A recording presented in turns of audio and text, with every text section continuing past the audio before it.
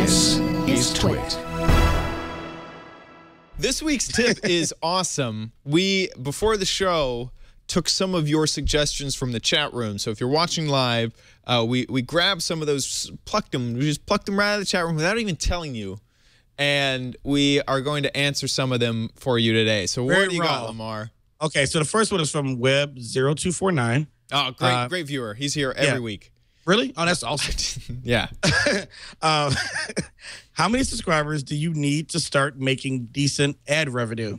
And that's a good question. It's hard to answer because, I want to be honest with you, there's some people who have 60, 80,000 subscribers, which seems like a lot, but it's really not on YouTube. And a lot of them are making more than people with 600,000.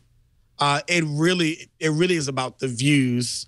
And that's I mean, if you want to get down to ad revenue, it's like, let's say you have a $3 CPM and it's, cost. Actually, it's supposed to be cost per view. I don't know what the M stands for. It's cost per thousand. M is the Roman numeral for 1,000. Okay, see, I'm not Roman. Yeah. But anyway, so cost per thousand. So like, say you get 10,000 views at a $3 CPM. So if you just break it down, 1,000 views is $3. So $30 is what you get. So it doesn't seem like a lot of money. You get 10,000 views, you're only getting $30.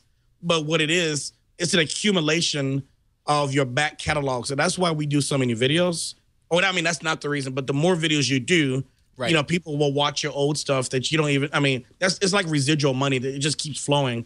And so that 30 that you made from today will get added on, past views will get added onto that, and it'll build up into a sizable income.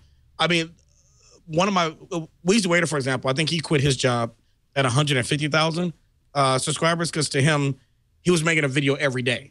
Right. So he had a big back catalog. So he was able to live off that. So it's not about subscribers. It's really about how many views you can get in that catalog. So even if you start to get just a few views here or there, you got to keep going with those videos.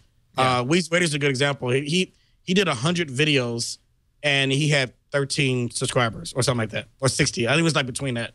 It was less than 100. And then he finally got noticed and then, blew up from there. But yeah, it's not about subscribers. Just keep that in mind. It's strictly views when it comes to ad revenue.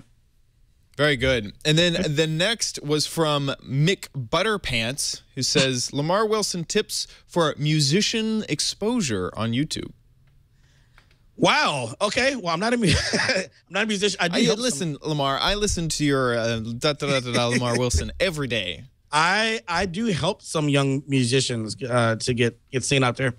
It really is. It's funny. It's not about YouTube when it comes to musicians. It's getting your social media pumped up. It's like getting that Twitter going, getting them excited on Instagram or wherever your other things, and then you bring them to your YouTube.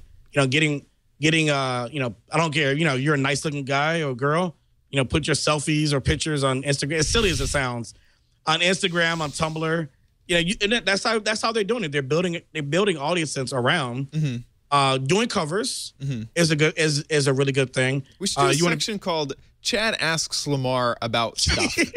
Because do you really think Instagram is like a thing that you gotta? Oh heck yes. But for these young kids, I mean, I don't want to do Instagram to become popular. I'm growing faster on Instagram than I am on my Facebook page. By a factor of 2 to 1. So I should be doing the Instagram stuff. Dude, I'm about to jump into Vine. Do you share it back to Twitter? Instagram and then tweet? Oh, yeah. Dude, I hate how they took it out of the Twitter timelines. So you have to click into Instagram. Listen, there are people who are living off Vine. Vine. 6-second videos. People are making money they can live on. It's blowing up. These are where you gotta think outside the box. Some friends of mine are making $500 to $1,000 a day on Tumblr. I'm not gonna say their names. How? On Tumblr. Did they put the little Google ad revenue stuff? Yeah, and they have a popular Tumblr. But then they take that audience and say, hey, by the way, I also do videos over here, and then it translates. Nowadays there's too many channels. You gotta just think outside the box. And so this is why I probably will be doing that class I told you about. I'm probably teaching a university course on YouTube. I was serious. I was teach people about Twitter, Google Plus, Tumblr, Instagram, Facebook, YouTube. Well, what you do is I call it the Chris Perilloing, and I love him, by the way, but I don't recommend spreading yourself too thin. You know, you pick 2 or 3 really solid ones. And a lot of the kids are not picking Facebook. Facebook does not work for them anymore. Their parents are on it now, so they're leaving. I was just talking to some kids yesterday at the benefit I was at. And I was just polling and said, "Do you use Facebook?" Like, no. And we use Instagram, Tumblr, Twitter. Those are their things. I left Facebook 3 years ago.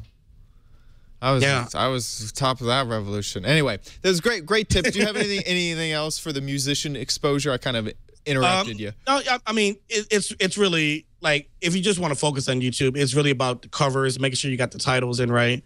Unfortunately, when you do covers now, it's so restrictive. Like, I would say almost joining a network just so you could use their cover catalog might be the best thing nowadays. So they just changed the rules on those, to make it a little tougher for cover artists. If you're good at parodies, see, those are open. You know, you can make a Miley Cyrus parody on Wrecking Ball, and then they can't touch you on that.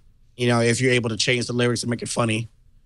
But yeah, original music is really hard to do on your own unless you're hot, British, or you got a following elsewhere. I'm just being dead honest with you.